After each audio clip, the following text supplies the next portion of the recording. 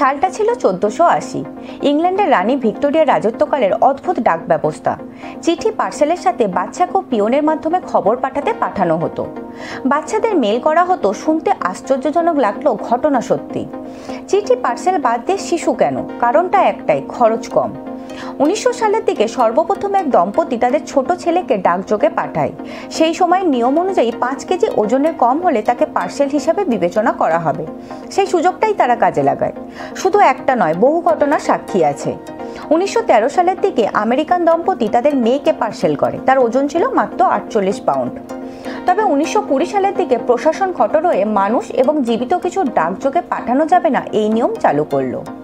একবার ভেবে দেখুন তো, পোস্টম্যান কতটা বিশ্বাসী মানুষ ছিলেন। ছোট্ট শিশুকেও নিশ্চিন্তে বাবা মায়েরা পার্সেল হিসাবে পাঠিয়ে দিতেন। পোস্টম্যানের ব্যাগে ভরা চিঠি আর কাঁধে শিশু নিয়ে হাসি মুখে কাজ করত। মজার ভিডিওটি কেমন লাগলো কমেন্ট করুন। এরকম ভিডিও পেতে স্ট্যাগারিং ফ্যাক্ট চ্যানেলকে সাবস্ক্রাইব করুন।